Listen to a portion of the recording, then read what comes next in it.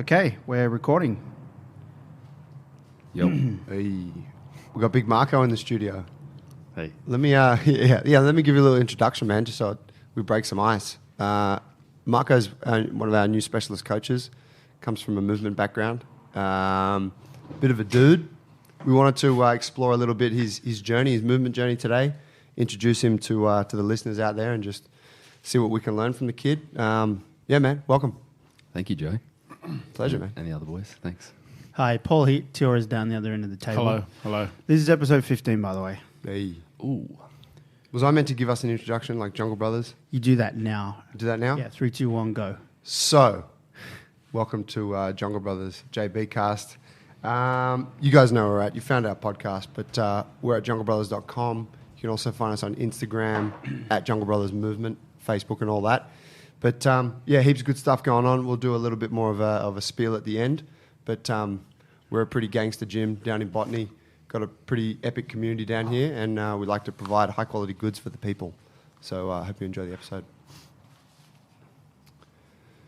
Big Marko, let me start with how we met, man. Yeah. You were a Facebook message very first.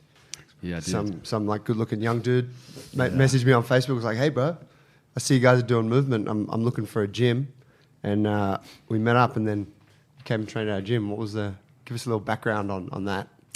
How you met us? So that was moving to Sydney, looking for a space to practice in. Couldn't really find anywhere that I dug the vibe, apart from your place. So I saw you guys on Facebook, I think. Popped up and hit you up, went in there, and I saw the setup, and I was like, this is for me. Open space, that was the first thing, right? That was what you wanted, huh? Yeah, you see, go into a gym and it's not full of machines and Stuff. shit. Yeah, it's just like, all this room to play. So that was like, I'm going to train here for sure. Yeah, cool. Yeah. And then we lost you for a while, right? You're a Canberra native? I am. Well, I grew up in Sydney. Okay. So I was 13-ish, and then finished school in Canberra, and I've kind of been back and forth between Sydney and Canberra. But yeah, I went to Canberra end of last year, August last year, I think. Yep. To teach movement. And yeah, you lost me for like, 6-7 months? Yeah, it felt like a lifetime, man, but Maybe Left a more. hole in Something our like that. hearts. Yeah. It cut me deep too, boys. Oh, shit. Develop a big bro crush on a guy, then he just leaves you. Yeah. Like that. Harsh. We're still in the healing process. Sure are. be gentle. Yeah. So went and taught movement in Canberra Where was that at? at a gym called Praxis in Phillip, for anyone who's listening that's in Canberra. Shout out. Hit it up, yeah. It's Sick. great space. Before we go into where you You're went, going to ask what I'm going to ask. let's start at the beginning. Okay. Like, I first of all, what is movement? Boom. What's the definition of movement? Like, are we talking like a movement, or are we talking like? Well, what's the definition of movement, and how did you get Joe's into that in waving the his first hands place? in the air. For those who can't listen, he says movement and he waves his hands I around did like a a belly wave, dancer. and now I'm doing the robot. That is movement right there. Yeah. I think it's important to define terms for the first time listeners Cool. for sure. Yeah. So for me, movement, I guess, spurred from not being able to move well. Like when I was, started off as playing a lot of rugby and not doing much stretching and doing lots of bodybuilding kind of training, and was pretty locked up, getting injured heaps and didn't feel comfortable. So I guess I wanted to explore a physical practice where I could feel better, not just like get Bigger. Yeah. Faster. Yeah, that's it. Jacked. Actually feel better just standing or sitting or doing whatever you're doing. Feeling more comfortable in the body at just any moment in time. And I think as I've kind of done strength training and all these other types, like acrobatics, whatever it's been, nothing's made me feel more comfortable than all the mobility work, which you get from practicing something like bodyweight training and movement. But I guess movement to me is just being able to explore different kind of realms and patterns in your body without any limits, to a point, I guess, as far as you can take it. Just being able to do whatever you want to do with your body and not have any restrictions and be locked up. I think there's like a big sense of liberation when you like explore new range and find out something about yourself in terms of your physical attributes and skills. Yeah. So like when someone thinks, oh, well, what does movement look like? Yeah. It's like... Well, everything, right? Anything, Yeah. So like when you actually say movement, you mean more about like the approach to training and the philosophy, that's right. which kind of takes on anything and everything. Is that right? Yeah. It's very broad, right? It's very broad. Anything can be movement. Yeah, but I guess the philosophy, that's my philosophy, I guess, about it. Being free in space. So where did you go to source your, obviously you've got a particular style of moving. Yeah. So where were you, what sources did you kind of to hunt down to? Yeah. I began with just going to some gymnastics classes, just learning how to do like front flip, back flip as basics, mucked around with some stretching. And then from there, that was kind of limited just for being an adult and getting into it because I was 22 when I started practicing movement and going... Adult. A fucking kid, bro. Young adult. Yeah. Yeah. And that was, I mean, a lot of gymnastic centres only offer like an hour or two late on like, a Tuesday or a Thursday night, something like that. So it's hard to get a lot of practice in if you need that kind of facility. So that was... I started like showing interest in gymnastics, that approach, and then saw that they didn't really have much to offer me, so I started to look online for people that I could study off online. And I just thought, who can give me the most like all-round kind of perspective? And that's when I found Ido's work just on YouTube somewhere. I ended up looking on his YouTube channel and finding like those older videos that he's posted about some basic capoeira movements and like scapular mobilization routines, that kind of stuff. All those kind of things, and started mucking around with those, and then kind of got to a point where I had no structure. I had all these kind of like random tools that I was using that I didn't even know if I was doing it right. It was kind of just like I'm mucking around with this and it feels good. And then that kind of led me to go to a seminar. And then once I went to the seminar, I was like, okay, this is good because it's a very particular, broken down process, step by step. This is what I need because I'm the personality type that kind of, if I don't have a good structure, I kind of just wander. Yeah.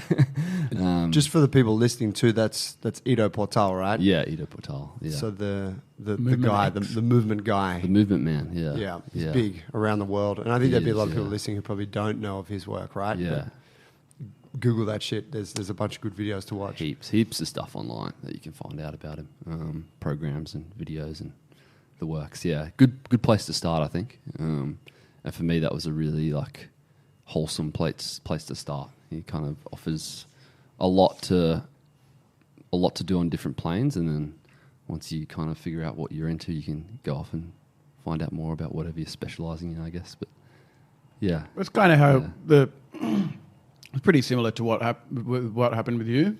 Is that the same kind of story in a way? Yeah, it was. Yeah, it was. To Definitely. Joe, I'm talking about. Joe. YouTube videos and sort of getting a bit of froth on there. And then I can't remember when I think we had a mutual friend, Ido and I, a friend from the film industry, Seb. Yeah. Dickens, and he was like, oh man, you got to meet him. He's fucking great. Crazy guy. Can do amazing shit.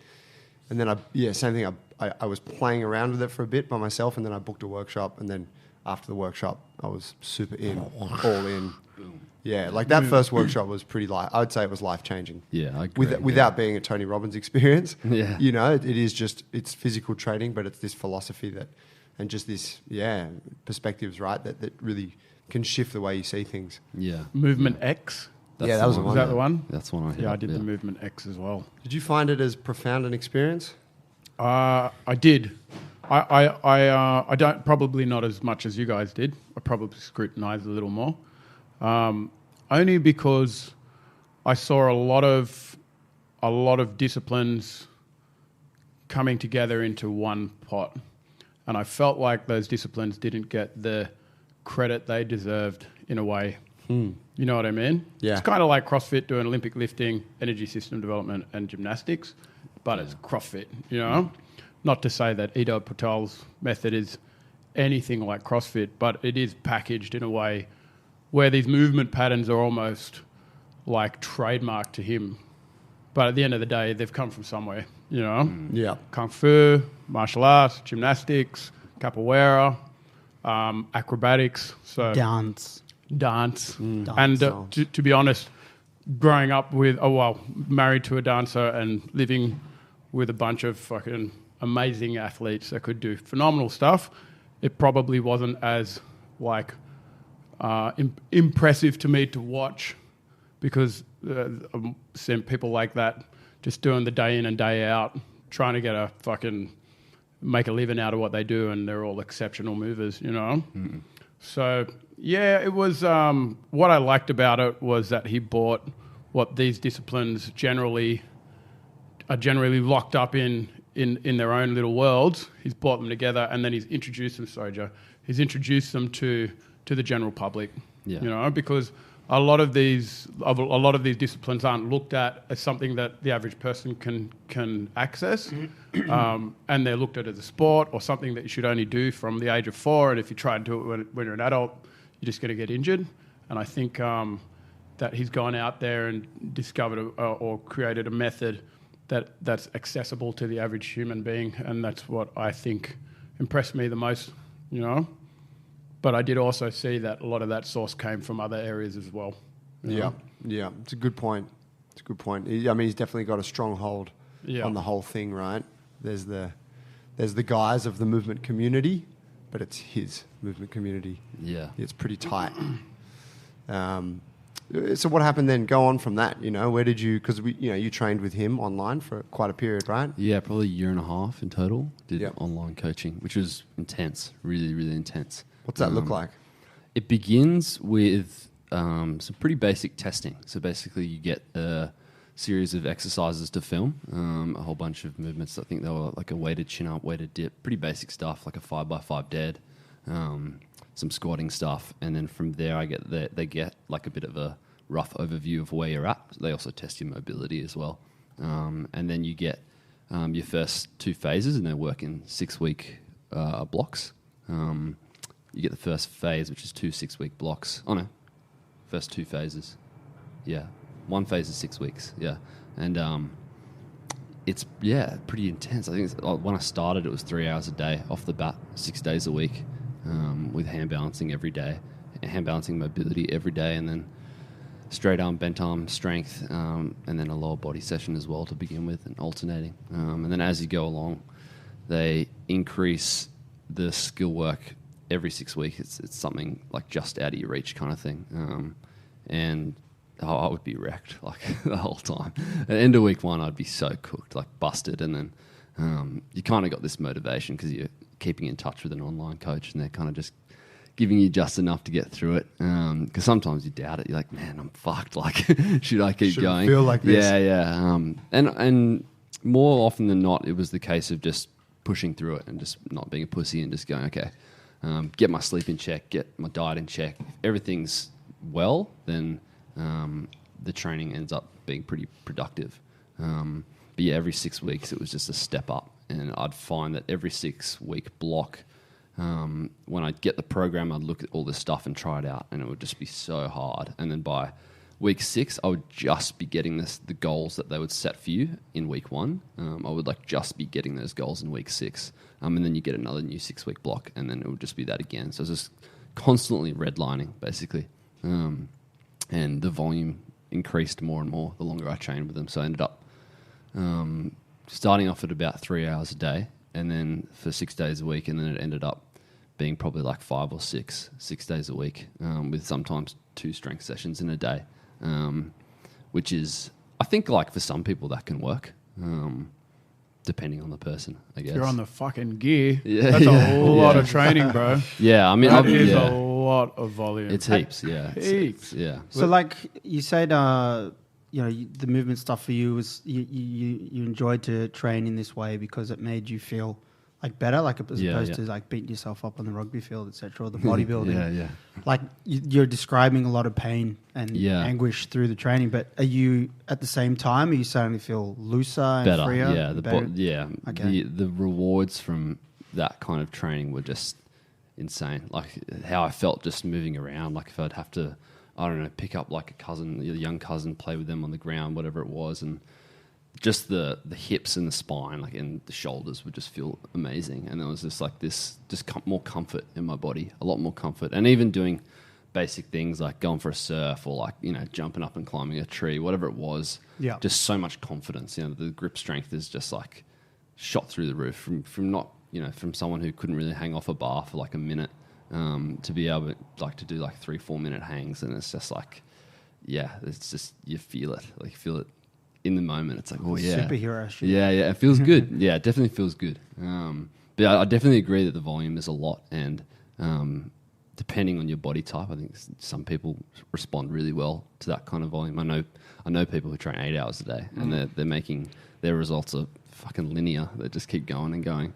And then there's people that train an hour a day and they're making just the same amount of results. Bust it up. Yeah. We should mention real quick just volume as a definition for the people out there. Yeah. Some not so familiar with on the training side of things, but we're talking about basically total work completed, right? So like the amount of repetitions per session or per day or per week. That's right. So looking at someone like Marko, he's doing, let's say, 3 to 5 hours of training a day. Week in, week out, we're looking at a huge amount, like 35 hours a week. It's on a 7-day week. It's a shitload of work, right? And that takes a toll on the body. It does, yeah. Unless, of course, you can handle it and you can, recover appropriately and then make the gains. Yeah. And it's not it's not your average training. So there's a lot of tendon and ligament work and we all know that tendon and ligament takes a lot longer to recover. It takes longer to get any long-term change out of it, and it hurts. Yeah, that kind of training. And I think that if I say to someone, oh, how much time are you spending practicing movement? It's 4 hours a day. It's like they just picture in their head. It's like you're doing the strength work 4 hours a day, and it's not. It's not like that. It's start with the wrists, spend like 20 minutes prepping the wrist, strengthening the wrist, then move to the shoulder, open the shoulders, work on shoulder flexibility, then maybe working towards like developing some rigidity in the torso, like working on the core, working on the hips, then like slowly moving into some handstands, getting the handstands on point, making them feel good, then working more mobility kind of, and it's almost like a mini marathon kind of thing, like in the average day that was like, each session. Yeah, it was like 2 hours in the morning, 2 hours in the arvo, something like that. It would just be, all right, like let's start off slow, slowly build up into that session, then slowly taper off towards the end. And I would rest a fair bit as well in those sessions. I need a lot of rest. And then the arvo, I'd have a nap in the middle of the day, and then the second session would be like, like here we go, like fuck. Yeah. Like get some coffee in me or like slam a bit of dark chocolate, like need something to like. How dare you? Yeah, it's good for you, man. At least like 1.5 cubes. Yeah, when you're training, when you're training that much, you can eat fucking Maccas all day. Nah, don't do that. Dude, observation for me on that, because I did online coaching with him for a period, right? I can't remember, maybe 6-9 months, something like that. But I tried my hardest to keep up with the work, to keep up with the volume, and it was when we just opened the gym. And I was getting in 2 sessions a day, a lot of days and stuff. But fuck, I couldn't find the time.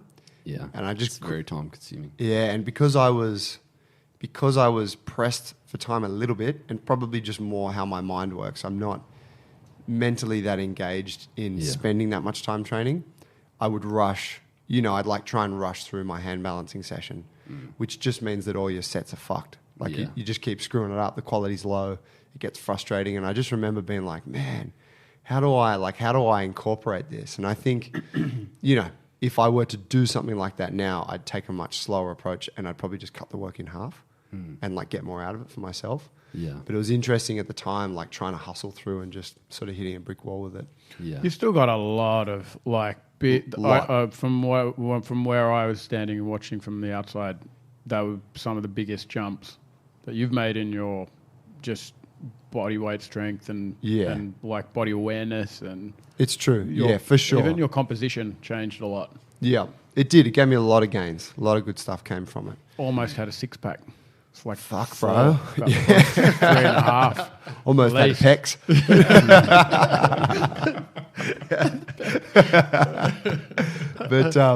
Yeah, it's true. Like, yeah, shitload. change, yeah. But it was funny too, because if I look at what I did to get those gains, it's like, oh man, I was fighting tooth and nail. You know what I mean? And I wasn't doing any fucking business work. It was like coaching and stuff, but we weren't really running a proper business at that stage, right? We were just learning. It was, like it took up so much time, right? That you know. In any case, I fucking loved it. It was mad. And now I'm a beast. Look at me. Yeah. Take that shirt off, bro. It is off. So looking back at, let's continue on with this story. So when you were training at our gym, you were doing your 4 to 6 hours a day. Yeah. Moving like a fucking panther. Really Bang. really impressive. And you were studying at the same time. What were you studying? I was doing psychology. Okay. Yeah. Awesome. And that was a nice balance, having a bit of Yeah. downtime. I think that's super important. And that's something that of the people I know that are practicing under Ida and that are doing that volume, they have something that's just the opposing kind of Balance it out. Yeah, it's this. I spend a couple of hours in the gym ripping the body apart, and there's to be this like passive kind of practice as well, where it's not so much about the body, something Completely different in a way. something else to completely focus on. I think is really important. I think that's like it makes sense to do that. Really. And I just don't think you can't really not do it. I think, or maybe someone out there can, but I think it's healthy. So when you left us, you went to Canberra and you were on a high. So you were training 4 to 6 hours a day. Yeah. Halfway through your studies, and then like everyone, you went through a little bit of a rough patch. Yeah, I did. Could you tell us about that? Yeah. So towards the end of 2017, I was in top form and had just finished a phase of Ido's training. And what phase was that? Like talking phase 6 week blocks? 10. Phase 10. Yeah, 10th phase. 60 weeks to get there. 60 weeks of training. Yeah. 4 to 6 hours a day. Yeah. A lot. Plus testing weeks and deload weeks. So we're talking like a year and a half. This is professional athlete quantity. Yeah, and no significant time off in that period either. I think the most I ever had off training was probably 6 days. Right. Where I would just like stretch. I'd still be in the gym, a couple of hours stretching and stuff, but no longer than 6 days off in total. I went for a swim in some really dirty water in the summer and contracted a virus, basically.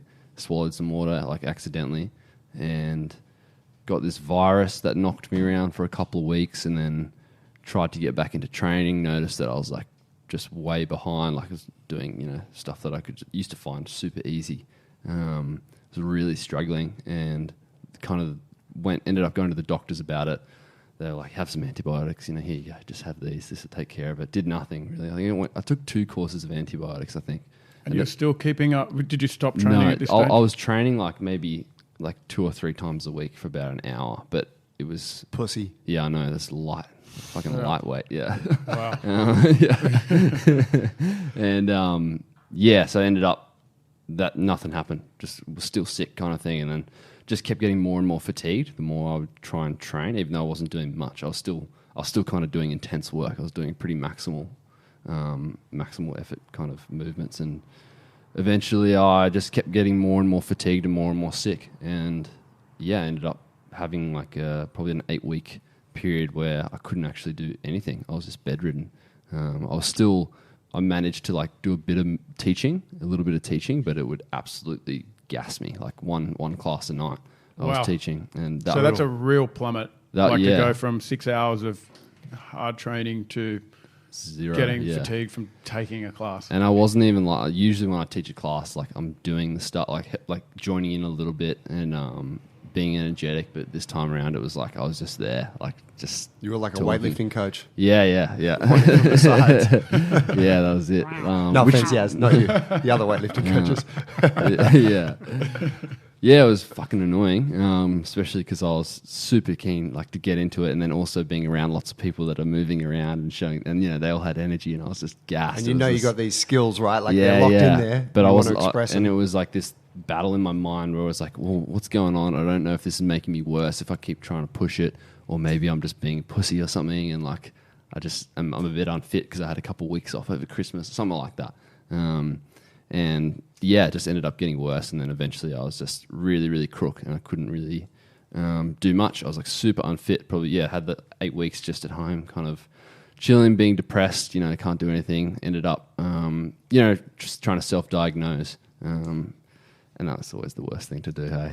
Yeah, everyone does it. Cancer, yeah. No. It was. Yeah, Google Doc. Yeah. Definitely. Yeah. Ended up seeing because I was going to a GP and he was just shrugging his shoulders at me, just like, no idea, man. Like, you look healthy, you look fit, you look strong, you're fine. And I was kind of like, man, I don't feel fine. Like, this isn't something that I usually do. This doesn't usually feel like how I feel. And he recommended that I see a sports physician. I basically went to a sports physician, spoke to her, got tested for a whole bunch of viruses. Basically, they all came back negative. They all thought it was glandular fever or like Ross River or whatever. All negative, and they couldn't tell me what it was. And eventually, the sports physician said that I had something called post-viral fatigue, which I guess is closely related to chronic fatigue. Mm-hmm. And I think if you're in that kind of state, that post-viral fatigue state, you can quite easily tip into chronic fatigue if you don't take care of yourself. Okay. And so I got to the point where I just couldn't, I was walking around the block. I'd walk around the block in the morning when I'd wake up and that would gas me. I'd be wrecked and I'd just be whoa, that was, I guess, the lowest point where I was man, I'm really unfit compared to 3 months ago. I was doing handstand push-ups. Must have been really scary. Oh, yeah. I mean, to be, how old are you now? 24. So you were 20. I was still 24. You're in your fucking prime. Yeah. Invincible. And then 2 months later, flattened. Yeah. You must have been scary. I was very scared. And it's even if you get diagnosed with something okay, I know what it is. You know what I mean? And everyone's gone through it fuck, I'm sick. Oh, something's wrong with my wrist. You get diagnosed and you're okay, I know what's wrong with it. And all of a sudden things start to feel a little better. But to have been going through this path and not know what the hell's going on. Yeah. I think it was about three months before they figured out, before I found out what it was. And even when I found out what it was, there wasn't, I was how long does that usually last? What was it? Post-viral fatigue. That's what she called it. And I was how long does that usually last? And she said sometimes 3 months, sometimes years. Yes, depends on the person. Sometimes it turns into chronic fatigue syndrome and you're done. So chronic fatigue, can you tell us what you mean when you say you're done? I think, chronic fatigue syndrome, just from what I've read about it, I'm not an expert or anything, is a syndrome where you're just super tired and sick. I know that you have all the time. Almost cold-like symptoms. I think some people describe it as that, and that's what I had as well. Almost like you have a cold, and then that heavy kind of fatigue you have when you're sick, and you try and do something, and there's just not Petrol that flu. oomph. And I think the chronic fatigue is the worst kind of part, the heaviest fatigues. I mean, I know some people kind of get out of bed kind of thing, which is fucking scary. And the recovery, I think the recovery, chance of recovery is 5% of people, which is crazy. And I think there's not a lot of research that goes into it, and it's something that affects heaps of people. And yeah, it definitely made going through that little period. I was fuck, this is just a scary thing to happen. It's kind of one of my worst fears that I thought of in the past. I was what would be the scariest thing if I had to go through? And obviously losing a family member or something is pretty intense. But personally, if it's something that would just to happen to you, it would be, for me, it would be not able to do anything. Just be locked, in that kind of like a prisoner vegetable state. Yeah. In And just body. being yeah, exactly. That would be fucking scary. And I kind of went through that a little bit. Dude. Yeah, so it's definitely scary and depressing, super depressing. Not being able to go out and see mates. I could kind of go and hang out with mates for a little bit, but I'd just get super tired and it would just be in the back of my mind. It was kind of And that isolates you as well because people don't want to hang out with you anymore because you're getting boring. The depressed guy. Yeah. You're getting skinny too. Yeah, that was the worst part. Losing the It's not that bad, bro.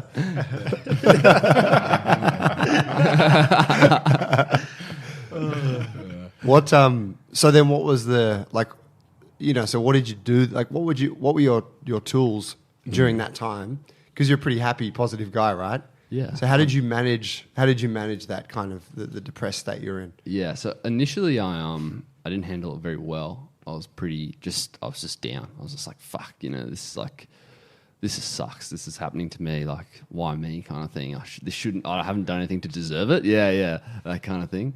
Speaking to the universe. But it was funny. I remember being like that when I was really crook.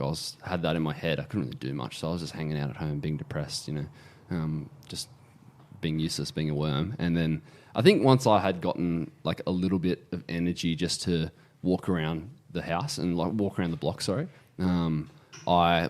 the mentality in my head was like, one day I just remember just thinking like, man, I could be dead, or like I could just be blind, or I could be like, this could be so much worse off than it actually is. And instead of focusing on the stuff that I couldn't do, I focused on the stuff that I could do. So I was like, okay, I could still like go down to the shops and like go buy some nice food and cook it up at home and like have a really nice meal. I can still like go and draw and read, and I can still like call my mates and go like hang out with them for a little bit. Like all these things that I was like just taking for granted, and because I was, I guess, depressed about the whole thing, not doing these things. Tried to focus on the positives. Really, that was as simple as it really was for me. It's a real breakthrough. Yeah. Because it would be easy just to sit there and think, fuck, I can't train 6 hours a day anymore. Yeah. I can't get my handstands out. And when you think about it, they're almost superficial in comparison to spending time with family or being able to walk, or get your feet and feel sand between your toes and stuff like that, Yeah, and it's this, I think I definitely, I'd think about this when I was like really crook and I'd be sitting on the couch. I'd be like, oh, I just wish I had the energy to like jump off the couch and go like walk out the door and do something like that. Even just that ability to like just jump up off the chair. Yep. You just do that all the time, but you're never ever thinking about how good that is. You're just thinking about, oh fuck, I need to go get a coffee because got to be here in half an hour kind of thing. Totally. You never ever think, oh, I can actually just stand. How good is just standing up, I remember having those thoughts when I've been sick, like, you're on the couch for the day or stuck in bed or whatever, and I have those thoughts which never come into my mind until I'm sick, where like, I wish I could go for a fucking run. Like I feel compelled to run. I never run, right? But it's just that idea of like, I wish I felt the vitality and the energy to go and do that thing, Yeah, if you're listening out there and you can go for a sprint, just go for a sprint right now. Sprint, bro. And just feel that. Unless feel you're that over wind 30, you in your might face. do a hammy. Yeah. Start Warm up. with a Make light sure you jog. warm up. Warm up hard. Yeah. It's You hear it's those funny stories though, happen a lot with people that go into into manic depression, or if they've had a really heavy drug habit, or they've broken their back and lost the use of their legs and got them back. They're always very appreciative of the smaller things in life. Yeah. So do you feel like you're training now? Yeah, so getting back into it. And So when did things start getting better? I think like I said before, I started focusing on what I could do, and I decided to pursue some, I guess, kind of hobbies that I'd always wanted to do, like some drawing, especially art for me, and more reading. I think that was like a really good thing for me at the time, and still now, is to just like do more of those things that you feel like, oh, I wish I just did a bit more reading, or like some kind of expression was nice, and that's what I got through like art and music as well. But I looked into graded exercise therapy. It's something that they as in like whoever, practitioners, physios, prescribe to people who have gone through chronic, I guess, fatigue and different syndromes like that have left you like with the inability to exercise, which is just a very gradual entry like back into exercise. I think something like you start with 10, 20 minutes a day or whatever it is, or even 10 or 20 minutes one day, have 2 days off, and then another day, and it's like you add 10% of the volume each week, and you gradually just increase the intensity of the stuff that you're doing over a really like long period of time. I looked into that, and I didn't think it was necessary for me, because I just thought it would just be, because you're going to have to pay for this kind of shit. And basically what you're doing is just listening to your body, I think, in a really, really gradual sense. And that's what I decided to do. I just went, okay, I'll just start walking around the block, and then once that gets like comfortable, I'll do a block and a half. It gets comfortable, a little bit more. I did that every day until walking wasn't tiring anymore. And because I had a couple experiences where I'd kind of felt a bit better and gone out and hung out with some friends or Too hard, too early. yeah, and like just walked around all weekend, and they're just they're not thinking about walking. It's fucking easy for them. And then I'd be gassed like if I'd walked too much over a weekend, I'd be like wrecked for like a week and a half. Kind of yeah, and the I think the recovery through something like this is never linear. It's always like this kind of scattered recovery.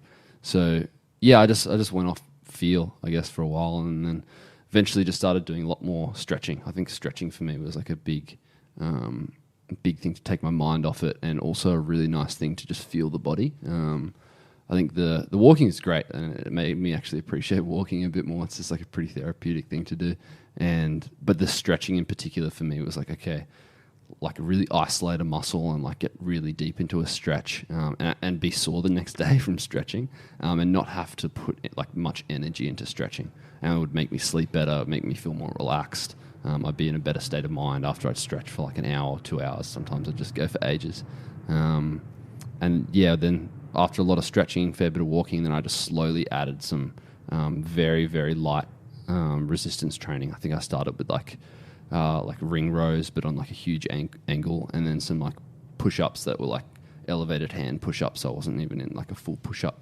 position. And then just like 2 kilo like weights, just kind of like starting from scratch. Yeah, really. just moving my That's shoulders what we do around. with the new members when they come to the gym. Yeah. Same kind of. Yeah, and then even the first session back that I did, that was like a couple push-ups and some light ring rows and some light like dumbbell work.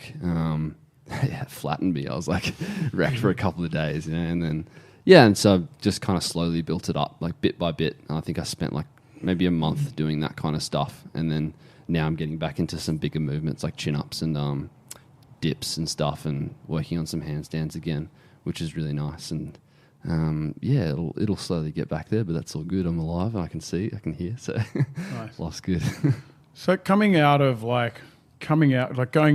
into this place where you're training 6 hours a day with high intensity and high volume, and no breaks, making all of this accelerated gains, and then hitting this place that you went and coming back out the other end. 2 questions: like, how do you feel that's changed your approach to your movement practice? And if you could have changed anything, would you have, and what would have it been? So my approach has definitely changed a lot. I think it's the first thing that I realized was that before anyone should be like getting into really high, like a higher level of training or really intense level of training, you should have a look into what your body type responds to well. If that's high intensity, if that's low intensity, or whatever, like high volume, low volume.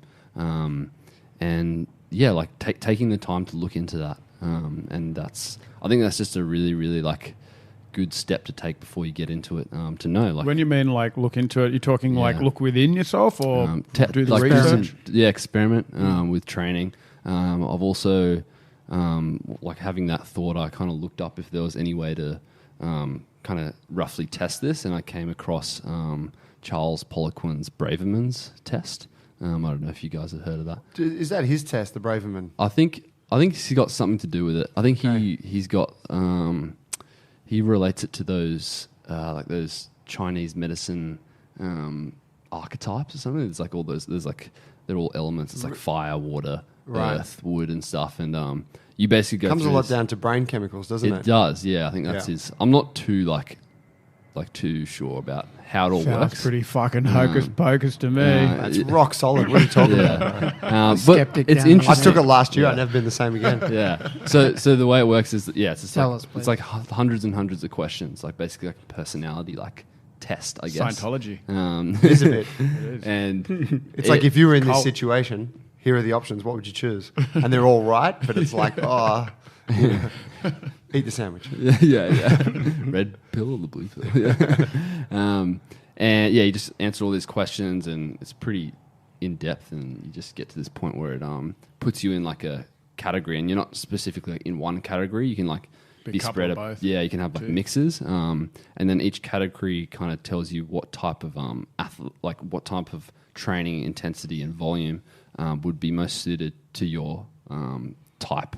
And going through it and doing it, I ended up filling all this stuff out and being a wood archetype, which is low volume, high intensity, and lots of rest. And that's something that I think would actually work really well for me. And in the past, when I've done low volume and rested a lot, I've made like good gains, like just as many gains as I would if I was doing high intensity, but my day-to-day energy wasn't as flattened.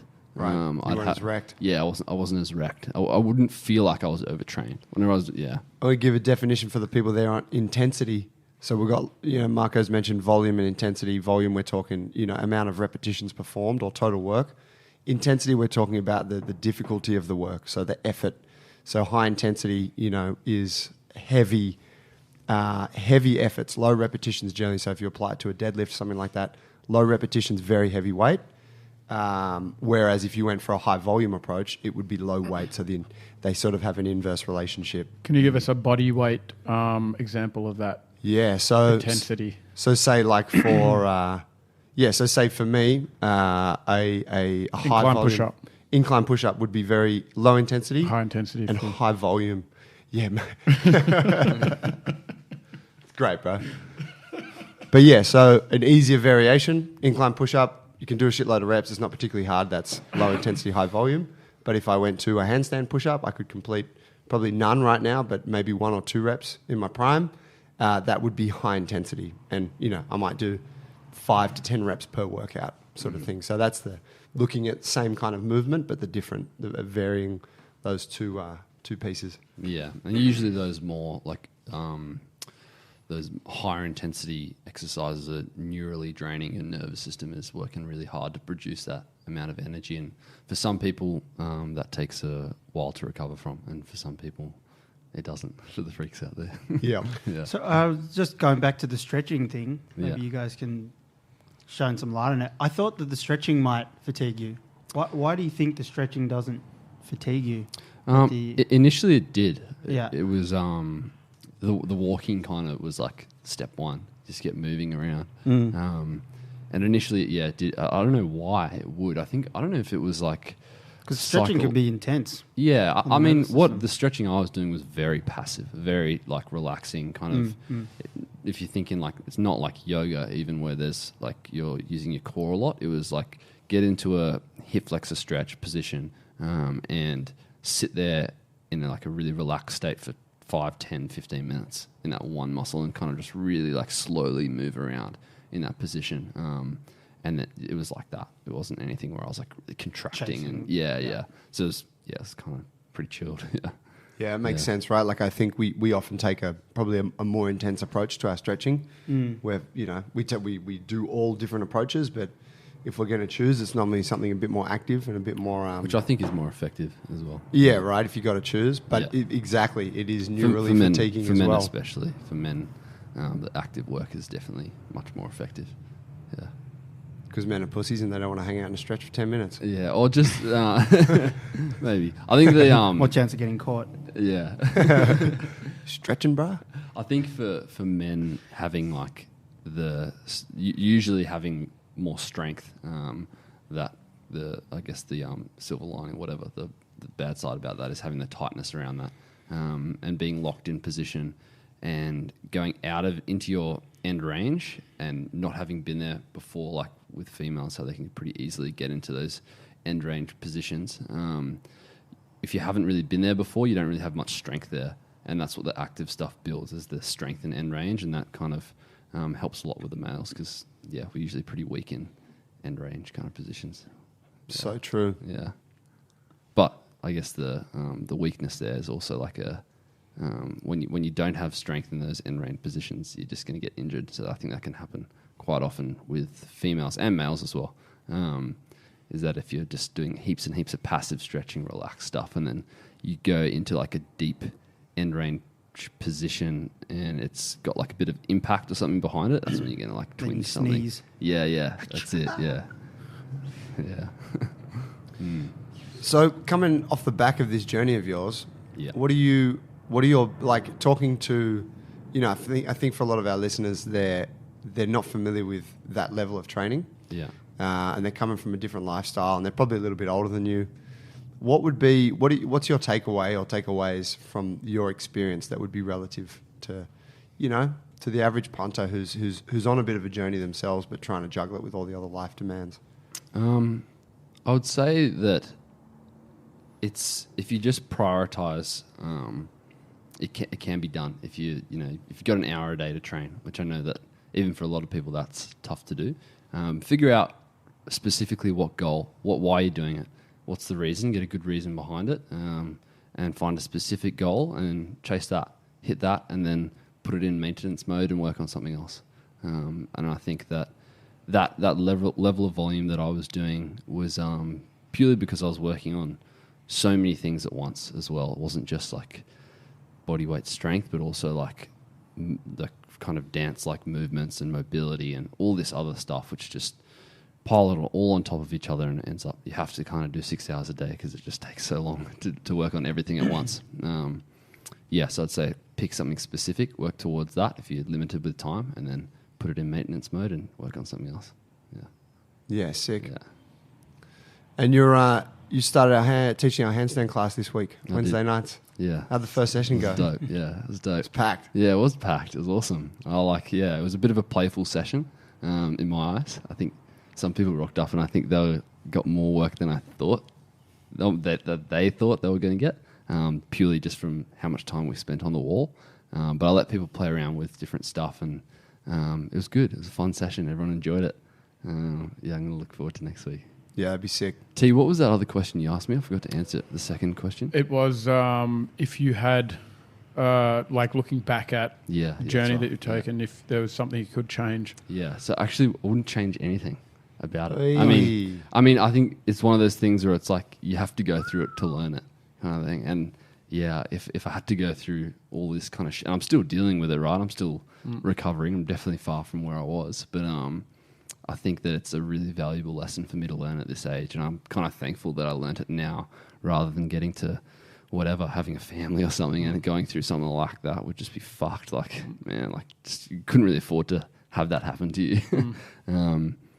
So I mean, I'd like to say that, I wouldn't train as much and take more care of my body, but if I didn't do that, if I had done that, then I'd already know what I know now, if that makes sense. Yeah, it makes total sense. Yeah. Wise Really words. nice. Damn, we get deep. Damn, bro. Beautiful, bro. Sweet. Cool. So you're taking personals in the gym as well? Yeah. What's your when? Just say someone comes to you and says, do you have a specialty, or because you have so many disciplines behind you? I guess you can take somebody's training in whatever direction they want, or there's stuff that you specialize in. Very broad. I can work on anything. If you want to improve the way you walk, come see me. If you want to learn how to do advanced bodyweight movements, come see me. If you want to get more flexible, pretty much everything. Movement is a broad kind of term, like we said at the beginning, but not the snatch.